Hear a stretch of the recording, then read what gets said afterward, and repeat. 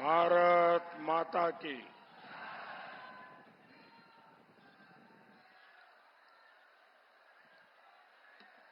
भारत माता की।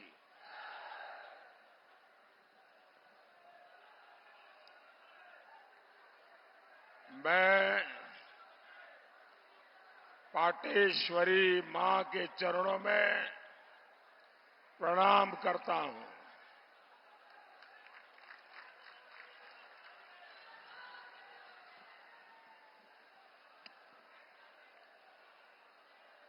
भगवान बुद्ध और तीर्थंकर संभवनाथ प्रभु राम के पुत्र लवकुश की इस धरती को मैं नमन करता हूं।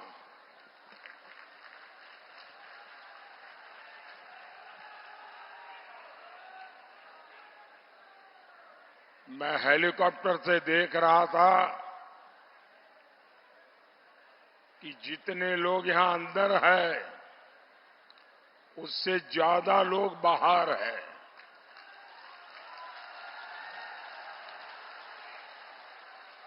अब यहां जगह भी नहीं बची है कि शायद वो अंदर आ पाएंगे कि नहीं आ पाएंगे, लेकिन वो इतना कष्ट उठाकर यहां तक आए हैं। न मैं उनके दर्शन कर पा रहा हूं, न वो मुझे देख पा रहे हैं, लेकिन उसके बावजूद भी इतना प्यार, इतने आशीर्वाद, जीवन में इससे बड़ी पूंजी क्या हो सकती है।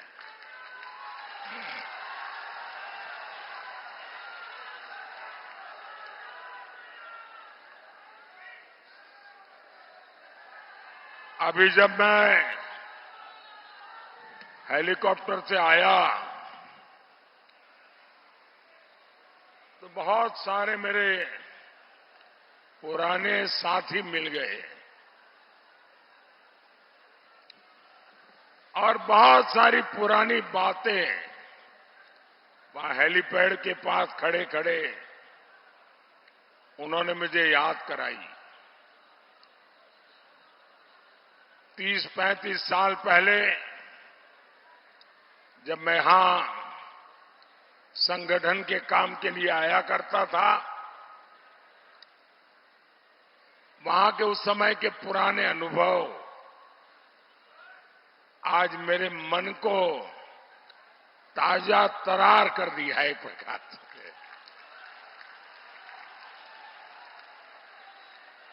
साथियों, आपका ये प्यार, ये जन सैलाब, ये उत्साह, ये साफ साफ बता रहा है कि सपा कांग्रेस का इंडी गठबंधन पूरी तरह ध्वस्त हो चुका है।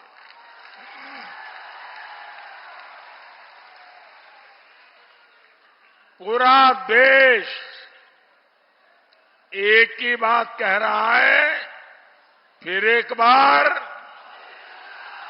फिर एक बार, फिर एक बार। साथियों, कल मैंने कुछ वीडियो देखे जिसमें लोग भाग भाग करके मंच पे चढ़ जाते थे। तो मैंने पूछा, भाई ये हुड़दंग क्या चल रहा है? तो उन्होंने बताया कि सपा कांग्रेस वाले रैली में लोगों को लाने के लिए कॉन्ट्रैक्ट देते हैं, प्रति व्यक्ति पैसे देते हैं, लेकिन इन्होंने पेमेंट किया नहीं, इसलिए लोग गुस्से में भाग करके मंच पर पहुंच गए। अब जिस पार्टी का ये हाल हो, वो आपका भला कैसे कर सकते हैं? साथियों, आपने देखा होगा, हफ्ते पहले कांग्रेस के एक दिग्गज नेता, देखिए भाइयों, अब जगह नहीं है, आप जहां है वहां अब मुझे देख नहीं पाओगे, सुन लीजिए बस। और ये स्क्रीन वगैरह लगाए हैं, वहां अगर कुछ दिखाई देता है तो उसी के सहारे काम करना पड़ेगा।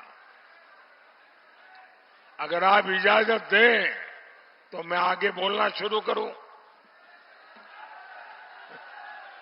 तो आपकी इजाजत है? कांग्रेस के एक दिग्गज नेता, जो कांग्रेस के शाहजादे पर जिनका पूरा पूरा कंट्रोल है, और वो एक प्रकार से कांग्रेस के शाहजादे के कमांडो की तरह काम कर रहे हैं। 3-4 दिन पहले वो ट्वीट करते थे, मोदी को भला बुरा कहना ये उनका काम होता है,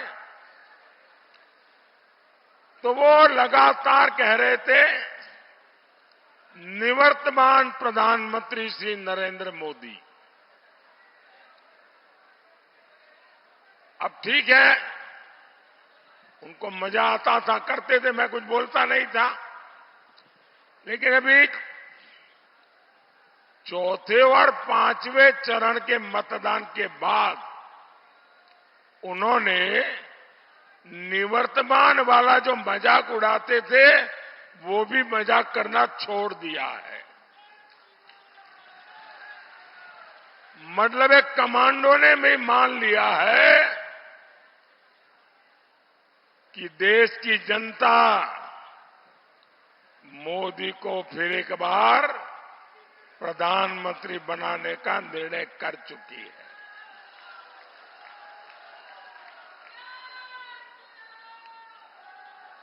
साथियों, मैं हिंदुस्तान के हर कोने में गया हूं,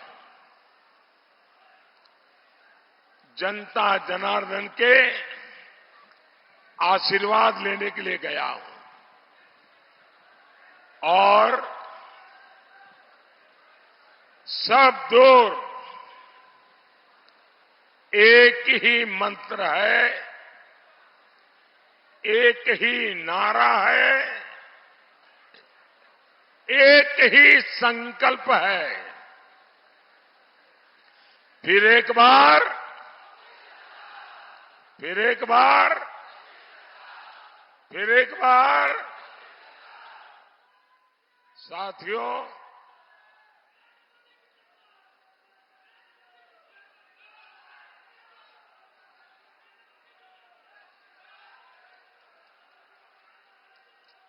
उनको करने दीजिए। नहीं, आप चालू रखो, आप थक जाएंगे, फिर मैं शुरू करूंगा।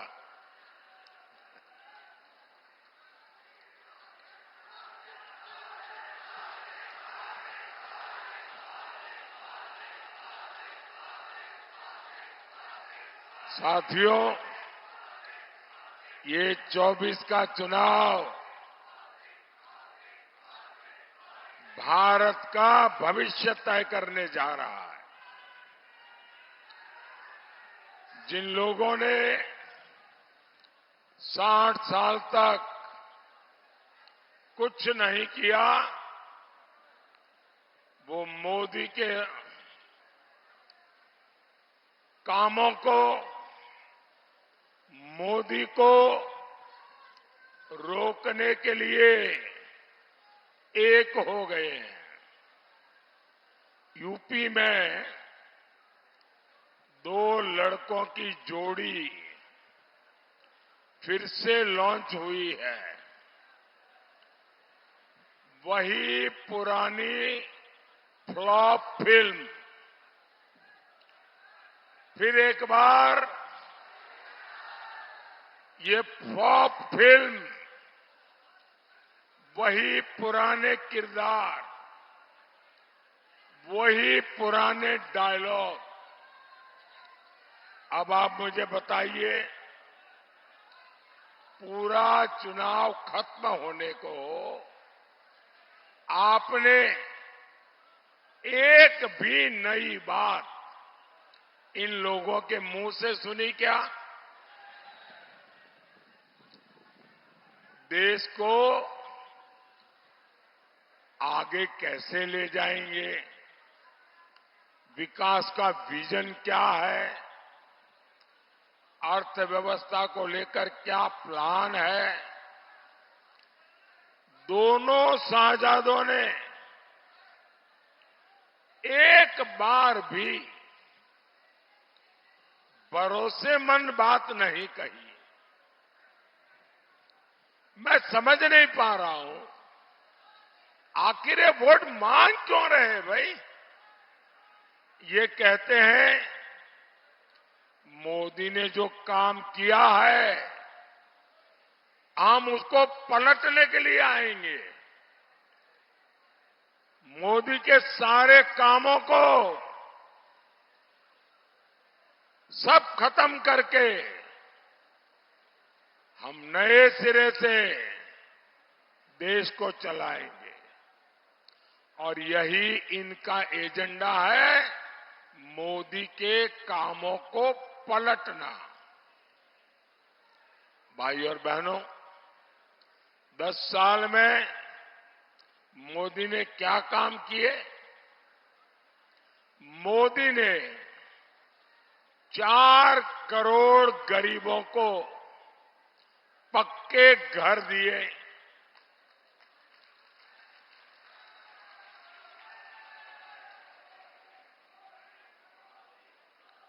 अब सपा कांग्रेस वाले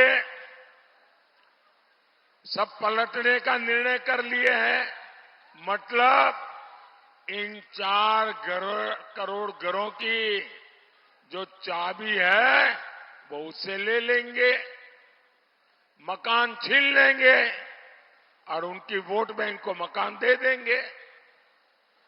मोदी ने 50 करोड़ से ज्यादा गरीबों के जनधन खाते खुलवाए। ये आपके बैंक खाते बंद करा देंगे, उसका पैसा छीन लेंगे। मोदी ने हर गांव में बिजली पहुंचाई, ये आपके घर में बिजली कनेक्शन कटा के फिर अंधेरा कर देंगे। मोदी घर घर पानी पहुंचा रहा है। सपा कांग्रेस वाले आपके घर की पानी की टोंटी भी खोल के ले जाएंगे और इसमें तो इनकी महारत है। क्या आप सपा कांग्रेस को ऐसा करने देंगे?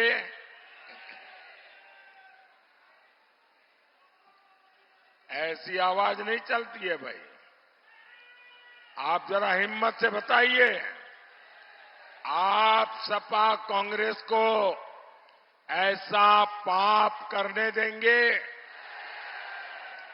ऐसा जुल्म करने देंगे? साथियों, मोदी देश के लिए जीता है।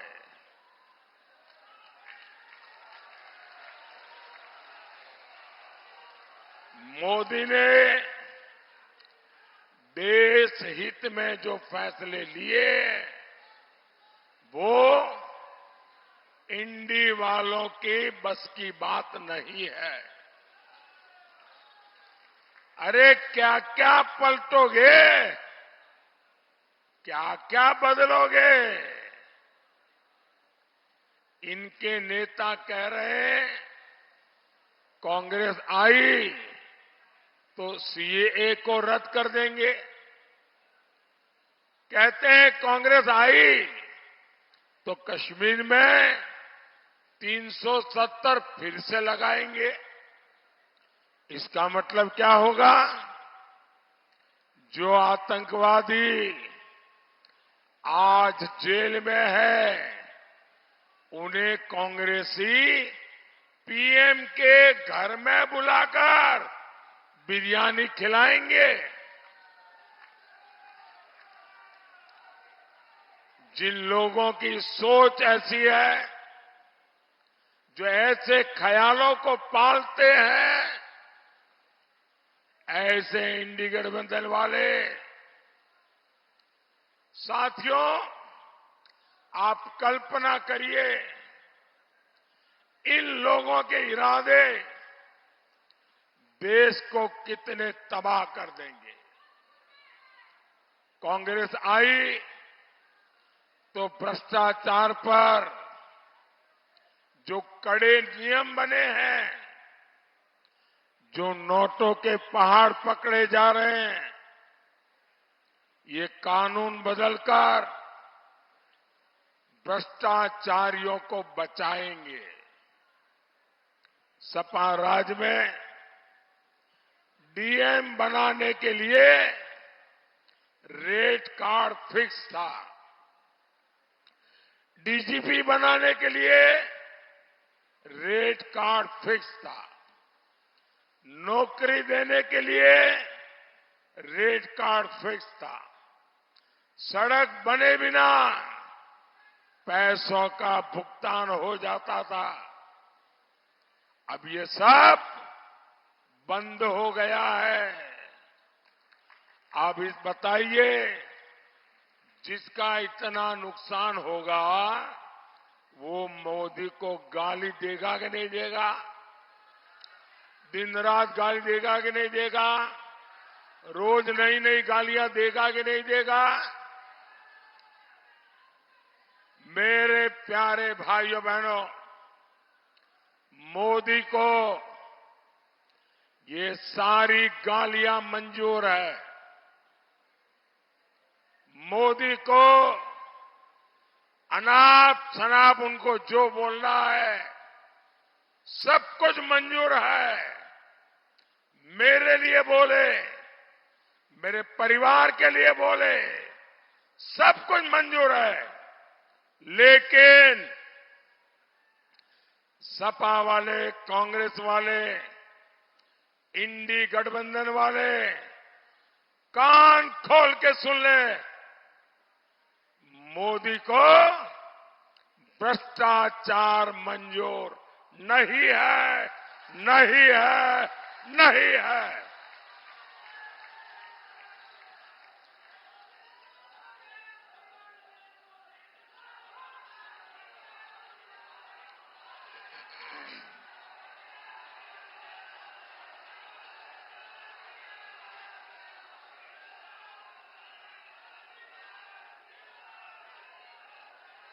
साथियों, यूपी के शहजादे को यूपी में पुराना गुंडा राज वापस चाहिए। जब से भाजपा सरकार यहां आई है, गुंडों पर आफत आई है। जो जमीनें माफियाओं ने कब्जे की थी, आज उन पर गरीबों के लिए घर बन रहे हैं। आपने देखा होगा, जो गुंडे उनका नाम सुनते ही लोग कांपते थे, आज वो गुंडे गले में तख्ती लटकाकर हाथ जोड़ करके कहते हैं कि मुझे जेल में भेज दो।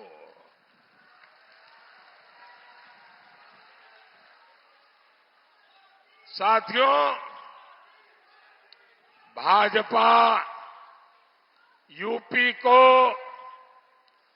उस हालत में वापस नहीं जाने देगी।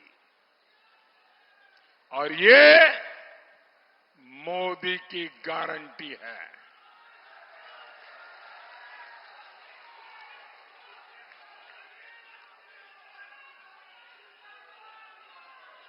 साथियों, इंडी गठबंधन में ऐसी भयंकर बीमारियां हैं, कैंसर से भी बुरी बीमारियां हैं, और ये फैलते फैलते पूरे हिंदुस्तान को तबाह कर दें, इतनी भयंकर बीमारियां ये इंडी अलायंस में है। 3 बीमारियां जिससे देश को सावधान रहना जरूरी है। ये इंडी अलायंस वालों की सबसे बड़ी बीमारी है। ये लोग गौर सांप्रदायिक है। दूसरी गंभीर बीमारी है, ये गौर जातिवादी है। तीसरी बीमारी है, ये गौर परिवारवादी है। और ये तीनों बीमारियां देश के लिए कैंसर से भी ज्यादा विनाशक बन सकती है। ये लोग जनता के बीच जाते हैं, बड़ी बड़ी बातें करते हैं। जनता पूछती है 60 साल में क्या किया, पहले ये तो बताओ। तो ये लोग अपना तुरुप का इक्का निकालते हैं। इनका एक इक्का है, समाज को बांटो और वोट जिहाद करवाओ। साथियों, इंडी गठबंधन वाले तुष्टीकरण के लिए नई नई स्कीम लेकर आए हैं। इनके कुछ नेता आपकी संपत्ति की जांच करवाने की बात कर रहे हैं। कांग्रेस कहती है संपत्ति पर पहला अधिकार मुसलमानों का है।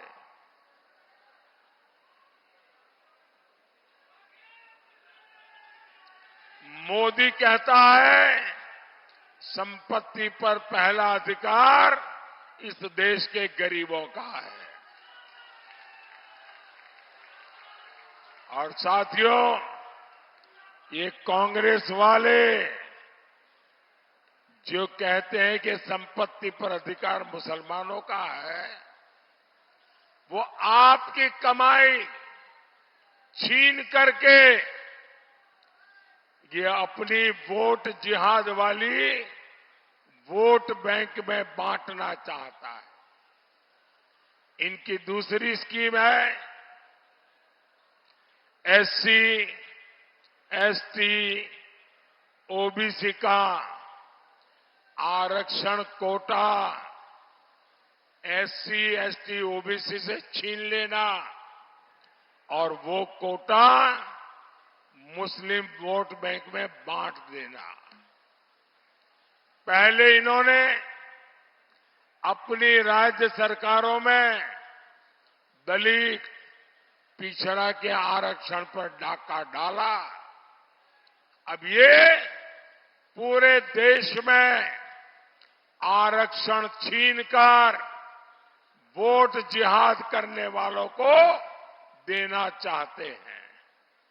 लेकिन मैं इन्हें भी कहूंगा, ये चाहे जितना जोर लगा ले, जब तक मोदी जिंदा है,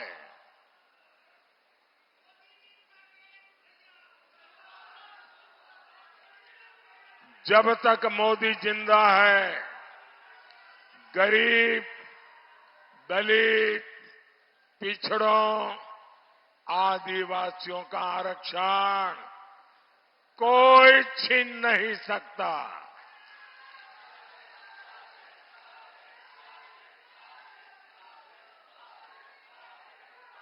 और भाइयों बहनों, मैं आपको गारंटी देता हूं, वंचितों का जो अधिकार है, मोदी उसका चौकीदार है। मैं आपको गारंटी देता हूं, आरक्षण छीनने का कर्नाटक मॉडल कभी भी देश में लागू नहीं होने दूंगा। साथियों, हमारा श्रावस्ती इतनी ऐतिहासिक और पौराणिक जगह है, जहां पूरे देश से पर्यटक आना चाहते हैं। पहले इतने समय सपा, बसपा, कांग्रेस की सरकारें रही, लेकिन किसी ने श्रावस्ती के विकास के बारे में सोचा क्या? उन्हें न श्रावस्ती के विकास की चिंता थी, न देश की विरासत की फिक्र थी। हमारी सरकार श्रावस्ती को देश के नक्शे पर अलग पहचान देने के लिए काम कर रही है। आज श्रावस्ती को अपना एयरपोर्ट मिला है। श्रावस्ती से देश भर के लिए फ्लाइट चले, हम इस दिशा में काम कर रहे हैं। श्रावस्ती, बलरामपुर, खलीलाबाद रेल परियोजनाओं का भी शिलान्यास हो चुका है। यहां मां पाटेश्वरी विश्वविद्यालय भी तैयार हो रहा है। स्वास्थ्य सेवाओं के लिए मेडिकल कॉलेज भी बनाया जा रहा है। इस क्षेत्र में बाढ़ की इतनी समस्या थी, हर बार हजारों परिवारों का जीवन खतरे में पड़ता था। लेकिन अब सरयू नदी परियोजना से बाढ़ का संकट भी खत्म होगा, किसानों को फायदा होगा। आप जरा बताइए, सपा कांग्रेस के रहते कभी भी ये काम संभव थे क्या?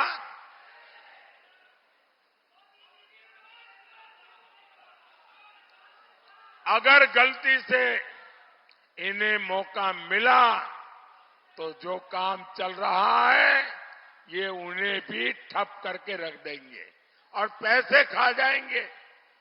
साथियों, मोदी किसी शाही खानदान से नहीं आया है। मैं इन्हीं माताओं जैसी गरीब मां का बेटा हूं। मुझे किसी के लिए कुछ कमाना नहीं है, लेकिन मेरा संकल्प है, मैं अपने देश को इतना मजबूत बनाना चाहता हूं कि परिवारवादी पार्टियां फिर से देश को बदहाल न कर सके।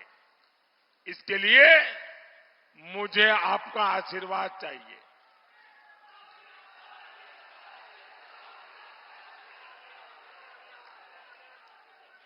पच्चीस मई को श्रावस्ती से आप साकेत मिश्रा को जिताकर दिल्ली भेजे।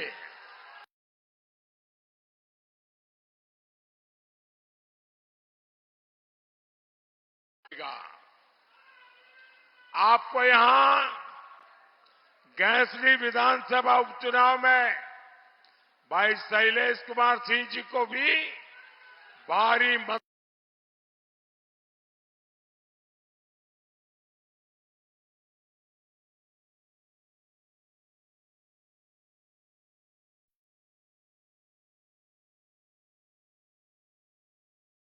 से विजयी बनाना है। घर घर जाइएगा और कहिएगा मोदी जी आए थे और मोदी जी ने आपको जय श्री राम कहा है। हर परिवार में मोदी का जय श्री राम पहुंचाओगे, घर घर जाओगे। मेरे साथ बोलिए भारत माता की, भारत माता की। बहुत बहुत धन्यवाद।